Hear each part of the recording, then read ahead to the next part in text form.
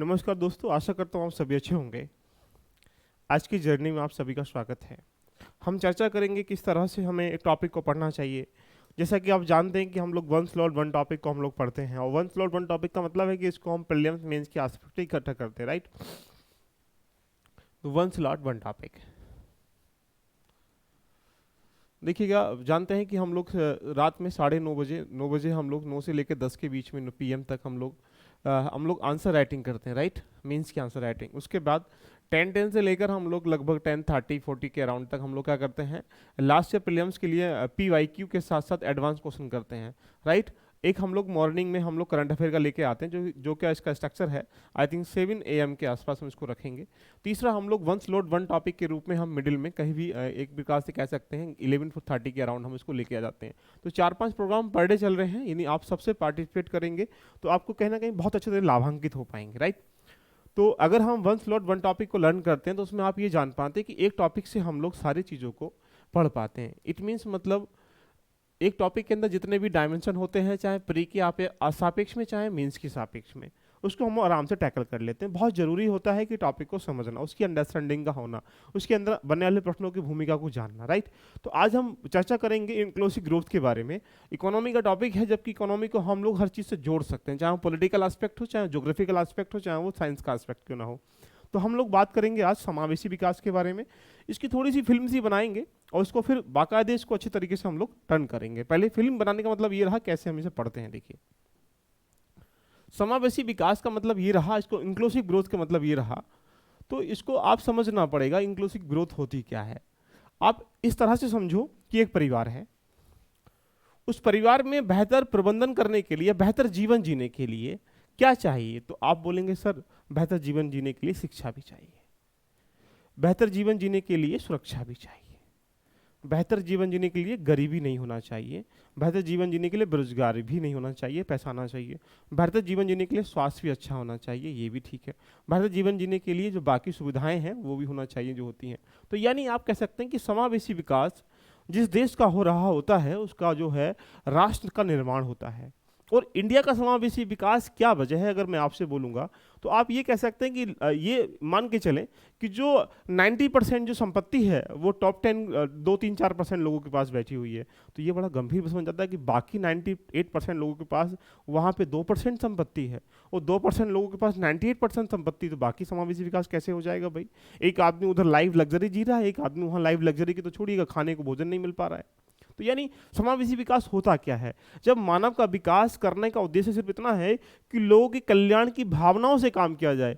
India inclusive growth पे काम करता है या नहीं करता, इसके बारे में समझेंगे। क्या इसके मानक हैं, क्या इसके घटक हैं, इसकी फिल्म सी बनाएंगे और पूरी कहानी को 1 बाय 1 लेके चलेंगे। क्या इसमें हम लोग पढ़ने वाले हैं समावेशी विकास में, एक बार इसकी फिल्म को देखने का प्रयास करें और इसको बहुत आराम से पढ़ेंगे। इसकी PDF भी मिल जाएगा आपको, इसके हैंडलिंग नोट्स भी मिल जाएंगे मेरे, लेकिन आप बने रहिएगा, बहुत मजा आने वाला है, राइट। इसका मीन समझेंगे, क्या इसका अर्थ होता है बहुत मस्ती के साथ, फिर इसके क्या क्या पहलू होते हैं, क्या क्या स्टेप होते हैं, नैन इसके आवश्यक जो घटक हैं, जो मेजर एस्पेक्ट हैं वो कौन कौन से होते हैं, फिर समझेंगे कि विकास के मानक कौन कौन से, किस माप से हम विकास के मापन को हम लोग नापते हैं, फिर हम समझेंगे इसके प्रकार कितने। समावेशी विकास कई प्रकार का हो सकता है। वित्तीय समावेशी विकास, एक आदमी पैसे का विकास करता है, एक आदमी सामाजिक विकास करता है, इसको भी समझेंगे। गरीबी पहले हटाएं या देश में पहले उद्योग खोले, ये बड़े गंभीर से विषय बन जाते हैं। उसके बाद हम लोग इसके उपाय के बारे में समझेंगे, इंडिया के डाटा के बारे में समझेंगे कि 98% के बाद 2% संपत्ति जो है 98 लोगों के पास है, 98% जो है सिर्फ इतना संपत्ति के बारे में समझने का प्रयास करेंगे, राइट। तो पहले 1 बाय 1 करके समझते हैं, लिखाएंगे नहीं, समझाएंगे पूरी कहानी। देखो,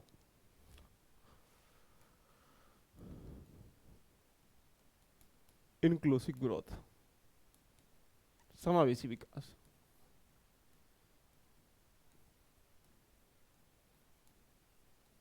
इसका अर्थ क्या होता है। विकास का मतलब समझ रहे हैं कि कहीं ना कहीं डेवलप करना। तो मेन ये कहा जाए, इंक्लूसिव ग्रोथ का शाब्दिक अर्थ कहा जाए तो समाज के अंतर्गत जो मानव का उद्देश्य है वो क्या है, कल्याण करना। तो जब सभी का कल्याण करने के उद्देश्य से, सब माने सबको बराबर इक्वलिटी अपॉर्चुनिटी अवसर देने के उद्देश्य से, या विकास के उत्पन्न जितनी भी चीज़ें हैं उन पे काम करने के उद्देश्य से हम आर्थिक विकास की मुख्य धारा से जोड़ने का प्रयास करते हैं, उसे समावेशी विकास कहते हैं। जैसे एग्जाम्पल समझिएगा, एक आदमी के पास जल है और एक आदमी के पास जल नहीं है, तो इसे इस धारा से जोड़ना है कि इसके पास भी जल आ जाए, या एक आदमी के पास यहाँ से आवास है, एक आदमी के पास आवास नहीं है, तो इसको भी क्या करना है, आवास से जोड़ना है, इसके पास ही आवास हो जाए। तो यहाँ कह सकते हैं कि जब किसी अर्थव्यवस्था के अंतर्गत यहाँ पे कल्याण की, मानव कल्याण के उद्देश्य से सभी को कह सकते हैं कि प्रकार से समान रूप से लाभान्वित किया जाए, ऐसी अवस्था को हम लोग क्या कहते हैं, समावेशी विकास कहते हैं। कभी नहीं भूलोगे जिंदगी में। इसका मतलब ये रहा कि आर्थिक विकास का उद्देश्य मानव विकास का उद्देश्य होता है, जिसके अंतर्गत हम लोग वहां अवसर की उपलब्ध के साथ साथ वहां उनका कल्याण करने की भावना से आगे कार्य करते हैं। इतना तुम याद रखोगे तो यहां से दिमाग में नॉर्मली बन जाएगा कि what is the means of inclusive growth. You can say कि भाई यहां से इकोनॉमिकल एस्पेक्ट में देखा जाए तो आर्थिक विकास है। इसकी पूरी कहानी में लेके आऊंगा इकोनॉमिकल, अभी आपको बता रहा हूं कैसे पढ़ना चाहिए, राइट। नंबर 2 पॉइंट हम लोग बात करेंगे यहां से, इट मीन्स इसके पहलू क्या होते हैं, इसके पहलू क्या होते हैं, इसके घटक क्या होते हैं। अगर पहलू के बारे में बात करेंगे, सोचिएगा, सोचो, इमेजिन करिएगा, कैसे नापेंगे। अगर किसी देश की जीडीपी ज्यादा है, ऊंची वृद्धि दर है, तो इसका मतलब है कि वहां आर्थिक विकास हो रहा है, उत्पादन हो रहा है, बेरोजगारी की जो दर है वो लगातार कम है, गरीबी जो है कम है, स्वास्थ्य ठीक है, शिक्षा ठीक है, सुरक्षा ठीक है। अगर ये एक पहला कारण है कि यहाँ पे आर्थिक विकास की जो दर ऊंची है, इसका मतलब है कि कहीं ना कहीं समावेशी विकास बेहतर है। अब आप देखिएगा, अगर अडानी को आगे बढ़ने से समावेशी विकास हो जाएगा तो बाकी छोटे छोटे जो कुटीर उद्योग हैं वो कहाँ जाएंगे बेचारे। उनको भी तो कुछ ना कुछ लाभान्वित होने के लिए सरकार को अवसर पैदा करना चाहिए। भैया अगर अडानी एक बन सकता तो 1000 अडानी तुम्हें पैदा करने पड़ेंगे, एक अडानी से देश नहीं चला सकते हम लोग। तो वहां यहां से पहला इसका घटक क्या बन जाएगा कि ऊंची वृद्धि दर का होना। अगर जितनी ऊंची वृद्धि दर होगी इसका मतलब है कि सभी लोग उसमें पार्टिसिपेट कर रहे हैं। लेकिन हमारे इंडिया की जीडीपी कैसी है आप जान सकते हैं, बताएंगे, इस पर डिस्कशन करेंगे। नंबर 2, जो यहाँ लाभ का है, लाभ का बंटवारा जो प्रॉफिट है वो सभी में हो रहा हो। अब सोचिए, लाभ का बंटवारा सभी में होता ही नहीं इंडिया में। किसकी वजह क्या? इसकी वजह यह है कि हम समावेशी विकास की तरफ कन्वर्ट हो ही नहीं पाए। दूसरी बात, यहाँ तीसरा इसका घटक जो है वो है वित्तीय समावेशन। वित्तीय समावेशन का मतलब है कि यहाँ से जो फाइनेंस इंक्लूसिव ग्रोथ है वो स्ट्रांग होनी चाहिए। इसका मतलब ये रहा कि हर आदमी अपनी सुख सुविधाओं की पूर्ति कर सके, लेकिन यहाँ इंडिया में नहीं कर पा रहा। उसकी वजह क्या आप जानते हैं कि इंडिया एक ऐसा मुल्क है यहाँ तो 5 किलो गेहूं पे ही लटका पड़ा है। वो वृद्धि कैसे कर पाएगा, कमाओ कैसे पका, तो हम लोग खाने की व्यवस्था नहीं कर पा रहे हैं, बढ़ने की व्यवस्था तो बहुत दूर की बात है। तो इसके लिए प्रयास कर रही सरकार, इसके लिए प्रयास कर रही है जनता, लेकिन वो कहाँ तक सफल हो पा रहा है ये देखना बन जाता। तो यानी इसके जो घटक हैं समावेशी विकास के साथ यहाँ से कह सकते हैं वित्तीय समावेश। तो जब आप इसको समझ पाएंगे तो बहुत आराम से इसकी फिल्म सिस्टम इस तरीके से लगा पाएंगे, राइट।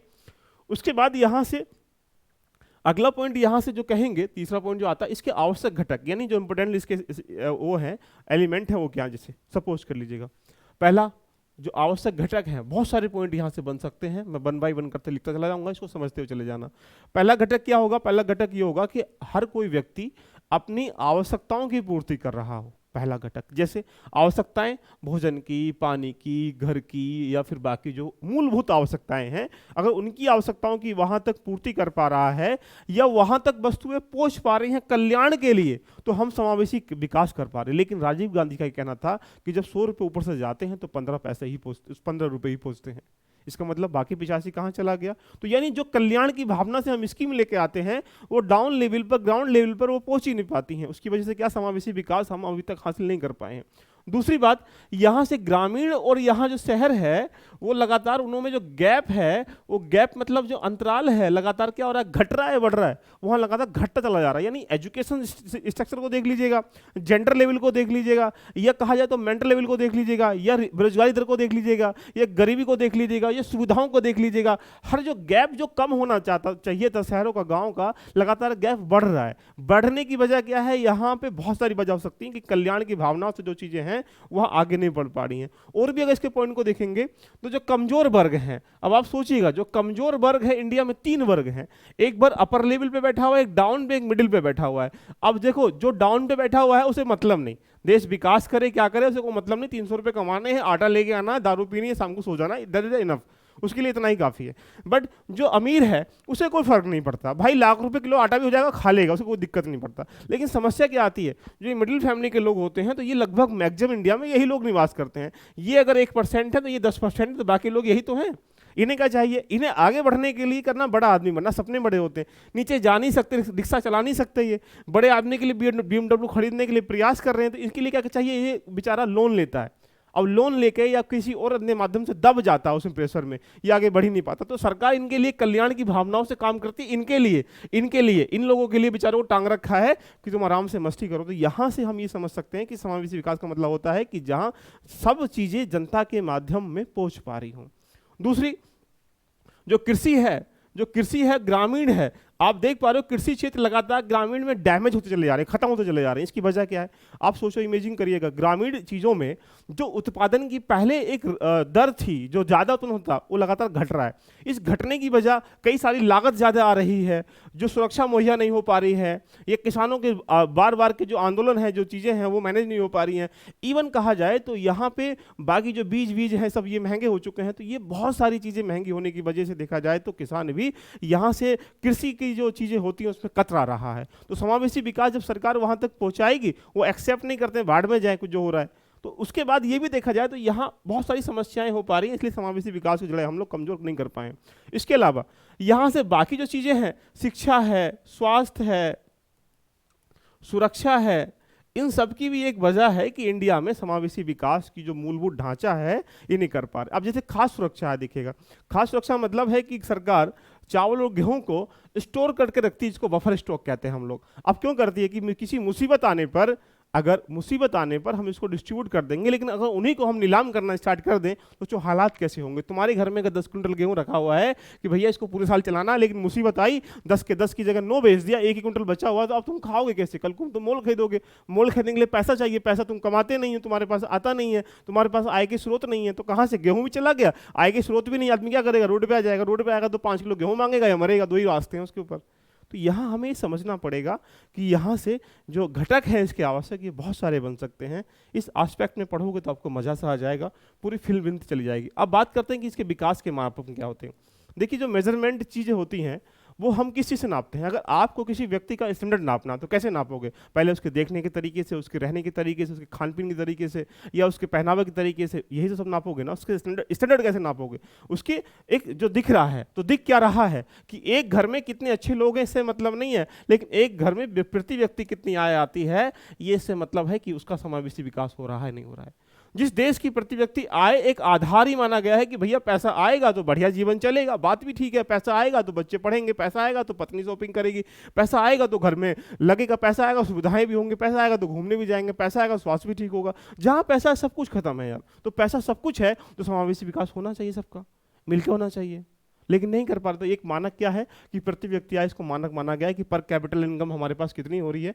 किसकी? गोवा की ज़्यादा है। गोवा की कहाँ से होती है? लोग वो मजे के लिए जाते हैं। तुम बताओ, यूपी यहाँ पे सेकंड लास्ट से बैठा हुआ, बिहार लास्ट में बैठा हुआ है, जिसकी प्रति व्यक्ति आय कहा जाता है लगभग 50,000 के आसपास एक साल की हो, तो एक महीने में 4,000 5,000 निकल के आ पा रही हो, वो लोग प्रति व्यक्ति आय में ही यहाँ 4-5 हज़ार रुपये हो रहा है, तो कैसे समावेशी विकास हो पाएगा? तो ये सरकार को सोचने का विषय बन जाता है।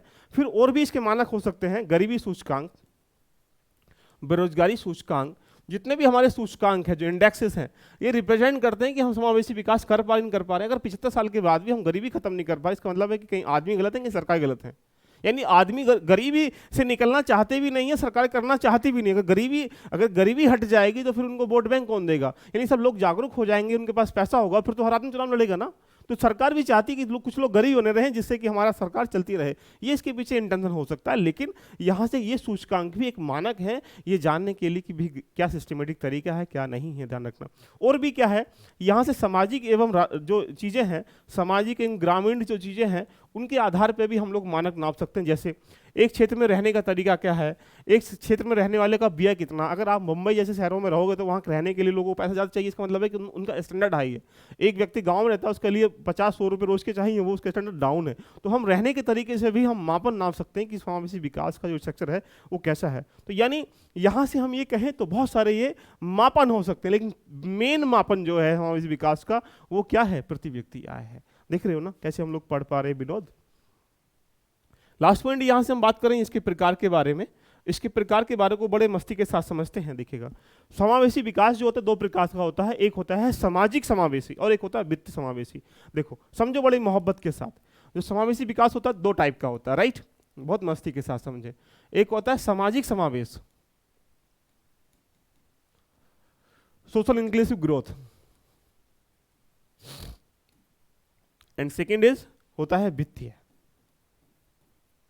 आज के समय इसकी वैल्यू ज़्यादा है, इसकी वैल्यू कम है। जैसे अगर हम मुख्यतः जो गरीबी है, बेरोजगारी है, आय है, संपत्ति है, उपभोग है, वितरण की विषमताएं हैं, डिस्ट्रीब्यूट सिस्टम में समस्याएं हैं, अशिक्षा है, सुरक्षा है, स्वास्थ्य है, ये ऐसी समस्याओं का निस्तारण कर पा रहे हैं, तो यानी हम सामाजिक समावेश की तरफ कन्वर्ट हो पा रहे हैं। सरकार यहाँ भी काम करती है। इसका मतलब ये रहा कि लिंग भेद के मामले में, असमानता के मामले में, शिक्षा के मामले में, स्वास्थ्य के मामले में, सुरक्षा के मामले में, व्यवस्था के मामले में, प्रबंधन के मामले में सारे काम अगर कर रही है, पार्टिसिपेट बढ़ रहा है, तो यानी समावेश की तरफ हम लोग कन्वर्ट हो पा रहे हैं। लेकिन विषय ये बन जाता है कि यहाँ से ये होगा कैसे होगा, ये भी कहाँ से होता है, पैसे के मामले में वित्तीय समावेश। तो हमारे पास जब तक वित्तीय समावेश का मतलब है कि सबके पास रोजगार की उपलब्धता नहीं होगी, तो यहाँ से कैसे कर पाएंगे। अब आरबीआई कोई खजाना तो है नहीं कि भैया पेड़ पैसे लगे हैं, पेड़ पे उठा लो, सबको बांट दो 5-5 हज़ार रुपये। अगर ऐसा कुछ होता तो इंडिया खूब नोट छाप रही होती, ऐसा है नहीं है। तो यहाँ वित्तीय सामाजिक समावेश होता है जो मूलभूत आवश्यकताओं की पूर्ति कर रहा होता है। इंडिया अभी सामाजिक समावेश की तरफ ही नहीं बढ़ पाया पूरा, वित्तीय समावेश तो पूंजीवाद की तरफ बहुत बड़ी चीज है। अब ये क्या होता है, यहां से आप समझ सकते हैं कि जब हर कोई वर्ग अगर यहां से कहा जाए पैसे के अंतर्गत जीवन यापन करना लगेगा, यानी बाजार तय करेगा कि रेट कितने होंगे, या कहा जाए तो हर आदमी पैसे के लिए उसके रिसोर्स होंगे, उसके अवसर होंगे, तो उससे क्या होगा, उसका एक बेनिफिट निकल के आ जाएगा। अब बेनिफिट की बात अगर हम लोग देखें, ये वजह, ये वित्तीय समावेश कब स्ट्रांग होगा, जब लोगों के पास रोजगार मिलेगा। रोजगार कब बेहतर होगा, जब उसके पास शिक्षा बेहतर होगी। शिक्षा बेहतर कब होगी, जब उसको इकोनॉमिकल शिक्षा दी जाएगी। आज के समय में आप देख भी पा रहे होंगे कि हमारे यहाँ पॉलिटिकल शिक्षा दी जाती है, हमारे यहाँ आध्यात्मिक शिक्षा दी जाती है, हमारे यहाँ से सामाजिक शिक्षा दी जाती है। कैसे करें। अब एक छोटी सी बात सोचो, एक परिवार को तुम ले लीजिएगा, एक परिवार के पास ठीक ठाक पैसा आ रहा है, उसको बस यूज करने का तरीका आता है, तो वहाँ के बच्चे अच्छे पढ़ लिख लेंगे। हालांकि ऐसा उल्टा कहना गलत है, लेकिन उनके पास सुविधाएं होंगी तो उसका उपभोग अच्छे तरीके से वो कर सकते हैं। तो यहाँ दोनों ही समावेश बहुत जरूरी हैं। वित्तीय समावेश भी इतना ही जरूरी जितना वो सामाजिक समावेश है। इंक्लूसिव ग्रोथ बहुत जरूरी है। ग्रोथ का मतलब ये रहा कि अगर आप अपने घर में आज 1 रुपया कमा पाएंगे, कल को तुम 2 नहीं कमा पाए, आपने अपने घर का डेवलपमेंट नहीं किया, तो देश में अगर डेवलपमेंट करना है तो सभी क्षेत्रों को आगे आके काम करना पड़ेगा। अगर हम इंडिया के सापेक्ष में अगर अगला पॉइंट हम लोग देखें, इंडिया बड़े खतरनाक स्थिति में है। देखिए, इंडिया एक ऐसा मुल्क है जहाँ आनंद की हर आदमी जवान से आनंद लेता है, कर्म से आनंद कोई लेता नहीं। अगर ये कहा जाए तो टॉप 1% लोगों के पास, टॉप 1% लोगों के पास जो है 51% जो है संपत्ति है।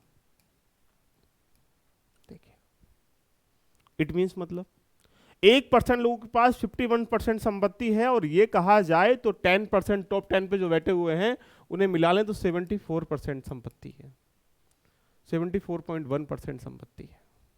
लो जी, बाकी जो बचे हुए हैं वो 90% जो बचे हुए हैं वो यहाँ से आ जाओ 26% में। वो थोड़ा सा डाटा ले लेंगे यहाँ से 20% के आसपास तक, तो ये आ जाएगा 89-90 के अराउंड आ जाएगा। लो जी, अब तुम बाकी लोग दाल चावल रोटी में ही यहाँ व्यवस्था करते रहो। इसको हम लोग कर्व से भी स्टार्ट करें तो यहाँ इसको ऐसे कर सकते हैं, ये जनसंख्या है, इसको ऐसे दिखा देंगे, तो यानी यहाँ पे 100% या 90% डिपेंड कर सकते हैं। बट अगर हम ये कहें कि इंडिया के सापेक्ष में समावेशी विकास कहाँ जरूरत है, देखिएगा 1% लोगों के पास क्या है, 51% संपत्ति है। इसका मतलब क्या है, इनका जो विकास है बढ़िया हो रहा है, बाकी लोगों का विकास बढ़िया नहीं हो पा रहा है, ऐसा कह सकते हैं। बताओ, अब बाकी लोग यहाँ तुम देख भी पा रहे होगे कि यहाँ समस्याएं क्या है। समस्याएं आप देख लीजिएगा कि ये ग्रोथ कर रहे हैं और ये बेचारे अपनी मूलभूत आवश्यकताओं की पूर्ति करते करते इतनी नीचे चले जाते हैं कि भैया 2-4 अगर लोग यहाँ कुछ कर भी पाए तो क्या फायदा होगा। तो इंडिया को समावेशी विकास की तरफ मुड़ना पड़ेगा जिससे देश के पीछे काम कर सके। अब लास्ट पॉइंट ये बन जाता है इस टॉपिक का। अब ये टॉपिक हम लोग लंबा खींचेंगे, पढ़ेंगे समावेशी विकास के पीछे वित्तीय समावेश के पूरे ढांचे को समझेंगे, उसमें प्रयास कैसे किए गए हैं, कौन कौन से बैंकों के माध्यम से किया गया है, कौन कौन से एग्रीमेंट्स किए हैं। अभी हाल ही में आपने देखा होगा योगी जी भी कहाँ गए थे, आप देखिए महाराष्ट्र उसमें बॉम्बे में गए थे। वहाँ पे सारे फिल्म इंडस्ट्री जितने भी कलाकार थे उनको बुलाया गया और बोला गया कि भैया हमारी नोएडा में आ जाओ, वहाँ पर फिल्म इंडस्ट्री बनाई। क्यों? क्योंकि हम वित्तीय समावेश की बात कर रहे हैं, वहाँ से पैसा इकोनॉमिक ग्रोथ बढ़ाना चाहते हैं, तो ये समझना पड़ेगा। अब मुद्दा बन जाता है क्या क्या उपाय करें। तो उपाय में तो इंडिया बहुत आगे होता है। आप देखते हैं कि उपाय का मतलब सजेशन में अपने घर में दुकान खराब पड़ी दूसरी दुकान में जाके कह देंगे कि ये दुकान ऐसी होनी चाहिए। इसका मतलब ये रहा कि राय चंद जो है इंडिया में बहुत ज़्यादा है, लेकिन आप भी जानते हैं कि राय से कुछ काम चलता नहीं, काम काम से ही चलता है। तो पहला क्या करना पड़ेगा, जो भी समस्याएं हैं उन समस्याओं को लिखो और उन समस्याओं को क्या करना पड़ेगा, तुरंत विकास करना पड़ेगा। जैसे पहला पॉइंट, हमारे पास 3 सेक्टर हैं, प्राइमरी, सेकेंडरी एंड थर्डरी। तो आप ये सोच के चलिएगा कि प्राइवेट सेक्टर जब तक विकास नहीं करेगा, वो क्या होगा, सेकंड थर्ड और थर्ड जो है इतने ही कमजोर पड़ते हुए चले जाएंगे, क्योंकि उनकी पूर्ति करने के लिए हमें प्राइवेट सेक्टर को मजबूत करना पड़ेगा। और जिस देश में 70-75% जनसंख्या कृषि के ऊपर डिपेंड, और वहाँ से 15 रुपये या 15% ही आय हो रही हो, तो सोचो क्या होगा उनके दिल पे। वो शिक्षा अच्छी नहीं ले पाएंगे, वो स्वास्थ्य अच्छा नहीं ले पाएंगे, वो विवाद में भी घिर जाएंगे। पारिवारिक विवाद आज के समय पैसे के विवाद रह चुके हैं, बाकी सामाजिक विवाद तो खत्म ही हो चुके हैं, ध्यान रखना। तो यहाँ कृषि विकास को करना पड़ेगा। कृषि विकास को बेहतर करने के लिए जितनी भी समस्याएं हैं, चाहे वो एकल कृषि की समस्या हो, या बीज की समस्या हो, या लागत की समस्या हो, या बिजली की समस्या हो, जो भी समस्या उस पर काम करेंगे तो बड़ा मजा यहाँ से आ जाएगा। दूसरी बात, जो भी पिछड़े राज्य हैं, पिछड़े राज्यों के साथ साथ जो भी पिछड़े समूह हैं या समुदाय हैं, उनको कहीं ना कहीं लाभान्वित करने के लिए, स्पेशलाइज करने के लिए लॉन्च की गई योजना है, उनका बेहतर प्रबंधन करना पड़ेगा। हमारे देश में कह सकते हैं ना कि प्रबंधन करने का ढांचा बड़ा कमजोर हो चुका है, इतने लॉ एंड ऑर्डर हो चुके हैं, हम ये नहीं समझ पाते कि कानून, इसके माध्यम से कानून, अगर मान लीजिएगा कि इसके माध्यम से हमें न्याय मिलेगा, तो हर आदमी सोचेगा कि इससे न्याय मिलेगा। आदमी को ये नहीं पता गोली मारने का तो मुझे होगा क्या। इसका मतलब ये है कि उसको क्लियरिफाई नहीं है कि कानून के तहत हमें कौन सी सजा कैसे मिलेगी। गोली मार दिया जाए, देखा जाएगा, जो भी न्याय करेंगे जज साहब वो दी जाएगा। और उसको पहले ही पता होगा कि गोली मारने फांसी होगी, 1% भी नहीं बचेगा, गोली मारने से कतराएगा, ध्यान रखना। तो यही होता है कि यदि हम हेलमेट लगा के नहीं चल रहे हैं, तो आगे मोटरसाइकिल लेके जा रहे हैं, चालान कटेगा, तो कंफर्म पता है चालान कटेगा, कुछ होगा नहीं, 100-200 रुपये का। पहले हो जाए कि भैया चालान सबका ही कटेगा, चाहे तुम्हारे फूफा डीएम हो, चाहे तुम्हारे ताऊ जो है एमएलए हो। इसका मतलब ये रहा, क्लियरिफाई होना चाहिए नियमों का। तो यहाँ से कह सकते हैं कि यहाँ जितनी भी चला रखी योजनाएं, उनको लाभान्वित तो हो पा रहे हैं, लेकिन वो डाउन टू अर्थ नहीं पहुंच पा रही हैं, जमीनी स्तर पे काम नहीं कर पा रही हैं। ये बड़ा गंभीर विषय बन जाता है। और भी यहाँ पे लेबर को, जितनी भी जनसंख्या है, उसे कुशल करना पड़ेगा, उसको स्किल्ड करना पड़ेगा। इट मीन्स मतलब ये रहा कि यदि इंडिया के एजुकेशन सिस्टम में आप अगर 12th कर लेते हैं, यूजी कर लेते हैं, पीजी कर लेते हैं, उसके बाद भी आप सोच लीजिएगा इंडिया में ऐसी आपके पास अपॉर्चुनिटी नहीं होती कि तुम अपने रोजगार की व्यवस्था कर पाओ। फिर वो दर की ठोकरें खाते खाते फिरता है, कभी यहाँ इंटरव्यू, कभी वहाँ इंटरव्यू, कभी ये नौकरी, कभी वो नौकरी। वो इकोनॉमिकल ग्रोथ नहीं ले पा रहा। इसकी वजह है कि जो कंपनी को चाहिए वो पढ़ाया नहीं जाता, जो पढ़ाया जाता है कंपनी को नहीं चाहिए। यानी हमें ऐसे लेबर को स्किल्ड करना पड़ेगा, जनता को स्किल्ड करना पड़ेगा, जो इनोवेशन की तरफ जाए। वहाँ अंबेडकर साहब को, गांधी जी को, सबको पढ़ लीजिएगा, क्या वो रोटी देने मुंह में आएंगे? समावेशी विकास तभी तो होगा जब पैसा आएगा। पैसा कहाँ से आएगा? जब कमाएगा। कमाएगा कहाँ? जब उसके पास कोई स्किल्ड होगी। स्किल जब होगी जब उसको सिखाया गया होगा। और जब वो सिखाएगा ही नहीं कोई, तो कैसे करेगा? एक बच्चा, एक व्यक्ति भी अगर मान लीजिएगा यहाँ से कभी जीवन में बाइक चलाना सीखा ही नहीं है, वो 50 साल का हो या 60 साल का हो, इससे क्या फर्क पड़ता है? फर्क इससे पड़ता है कि वो सीखा ही नहीं है, सिखाया ही नहीं गया ड्राइविंग करना। तो जो सीखा है वो चला लेगा। तो यहाँ सिखाना पड़ेगा कि इकोनॉमिकल अर्निंग कैसे की जाती है, ग्रोथ कैसे की जाती है, आय कैसे पैदा की जाती है, ये सिखाना पड़ेगा, ये आपको मात करनी पड़ेगी। और भी यहाँ रोजगार के अवसर पैदा करने पड़ेंगे। रोजगार का मतलब यही नहीं कि हाँ गवर्नमेंट नौकरी निकाल दिया और फॉर्म भर दिया। यार ये कोई रोजगार का अवसर नहीं है, सुरक्षा का अवसर है, सेवक का अवसर है। सोचिए हर घर में से अगर सबको पुलिस वाला, इंडिया में हर आदमी को फौज में भर्ती करके भेज दीजिएगा। इंडिया के हर आदमी को नौकरी, पुलिस में डंडा लगा के लगा दीजिएगा। इंडिया के हर आदमी को डीएम बना दीजिएगा वन टाइम के लिए। समझ में आया? तो सोचो पैदा कौन करेगा, खाएगा कौन, वहाँ पे जो कपड़े पहनते हैं उसको सिलेगा कौन, झाड़ू कौन लगाएगा, इवन मैं कहूँ को गन्ना कौन पैदा करेगा, यानी प्रोडक्शन कौन करेगा। जितना प्रोडक्शन बेहतर होगा उतनी व्यवस्था अच्छी होगी। जब व्यवस्था अच्छी नहीं है हमारी, इसीलिए उनको थामने के लिए, यहाँ पे हम लॉ एंड ऑर्डर मेंटेन करने के लिए हमें लोग चाहिए होते हैं। अब जब सब चीज़ सिस्टमेटिक तरीके लगाई गई हैं, जरूरत ही लॉ एंड ऑर्डर की। भाई कानून तभी होता है जब संसाधन कम होते हैं, कि भैया यहाँ पे 10 रुपए हैं, इसको 20 लोगों में बांटना है, ठीक है भैया हम बांटते हैं। इसके लिए व्यवस्था के लिए हमने प्रशासनिक ढांचा चुन लिया, भैया तुम लोग बांटोगे। अब वो लोग बांटने की जगह खुद ही खा जाते हैं, ये ऑप्शन है, खा जाते हैं। अब सोचो वो बांटेंगे भी 5 रुपए, जहाँ पहले 10 थे वो 5 हो गए, 5 को बांटना है 20 में। उन्होंने कहा भैया 20 को मत बांटो, 5 को भी खा जाओ। इंडिया यही मुल्क है कि समावेशी विकास गया भाड़ में उसके लिए।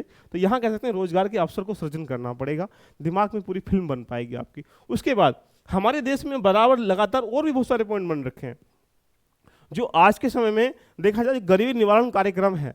हम 5वीं जो पंचवर्षीय योजना है 1961 से लेकर लगातार अभी तक हम लोग आ चुके हैं। गरीबी हटाओ, गरीबी हटाओ, गरीबी हटाओ, बेरोजगारी लाओ, ये करो, नारा दे, थक गए। गरीबी नारे दिनों से नहीं हटती, गरीबी काम करने से हटती है। लोगों को आज तक अगर हम ये देखें इंडिया के अंतर्गत, यहाँ पे 48% फीमेल हैं और 52 जो है मेल हैं। ओनली 4% का अगर गैप है, तो ये मान के चलें कि लगभग ये भी एक बराबर का ही एवरेज है। अगर ये लोगों में से अगर देखा जाए, ये 48% में से लगभग 20% के आसपास ही महिलाएं काम कर पाती हैं, रोजगार की व्यवस्था करती हैं। बाकी महिलाएं उसी जीवन में रोटी यही सब करने में लगी हुई हैं जो जीडीपी में काउंटिंग नहीं होता है। तो क्या होगा उस देश का, जिस देश में 48% महिलाएं अपने घर में चौका बर्तन करने में ही लगी पड़ी हैं, इसमें ही खुश हैं, जीवन यापन करती हैं। काहे पढ़े थे फिर तुम? क्यों मानव बन के आए थे? रोटी सेकने के लिए यही आए थे क्या? तो रोटी भी सेकना का जीडीपी में काउंट होता तब तो ठीक था। तो भरण पोषण करना हमारा संस्कारिक संस्कार है, उसे तुम्हें करना पड़ेगा, लेकिन इसके साथ रोजगार के ऐसे अवसर पैदा करने पड़ेंगे जिससे एक घर अगर बढ़ता है तो घर अगर बढ़ेगा तो घर बढ़ने से पूरा समाज बढ़ता है, पूरा देश बढ़ता है। तो दोस्तों मैं यही कहूँगा कि जब भी तुम टॉपिक को पढ़ो उसकी फिल्म को बनाइएगा। फिल्म का मतलब है कि यदि तुमसे कोई व्यक्ति कोई यहाँ से यूपीएससी एस्पिरेंट होने के नाते कोई ऐसा प्रश्न पूछता है कि इसको कैसे टैकल करना है, तो उसको सुविधाजनक तरीके से आप दे पाओ, उसको बता पाओ कि तेरे अंदर जितना दम है तो पूछना हमसे, हम बताएंगे कि समावेशी विकास क्या होता है। इसके बहुत सारे एस्पेक्ट बन सकते हैं, अभी प्रश्न भी बनेंगे, एमसीक्यूज भी बनेंगे, सबको लेके आएंगे। तो एक बार कमेंट कर दीजिएगा सर वाकई में वन स्लॉट में बहुत मज़ा आ रहा है। यदि आप इससे थोड़ा बहुत भी लाभान्वित हो पा रहे हो तो कमेंट करिएगा। इसका हम एक टाइम रखने वाले हैं बहुत जल्दी से, और उसके बाद फिर इसको हम लोग लाइव लेके आया करेंगे और आपसे डिस्कशन करेंगे कि देखिए कैसे पढ़ाई की जाती है। ये वास्तविक ढांचा है पढ़ाई का। यदि आप इस तरह से पढ़ेंगे तो एक टॉपिक को निखारते चले जाएंगे। यूपीएससी 500-700 टॉपिक का मात्र एक संयुक्त तरीके से अध्ययन है या परीक्षा है, उसको तैयार कर लीजिएगा। हिस्ट्री, ज्योग्राफी, इकोनॉमी, पॉलिटिक्स चक्कर में मत पढ़िएगा, सबको इन्वॉल्व कर लीजिएगा, ये सारी चीज़ें यहाँ से आ जाएंगी। ऑल द बेस्ट, मिलते नए सेशन में। कैसा लगा सेशन कमेंट करके जरूर बताइएगा। All the best, love you all, bye bye, take care.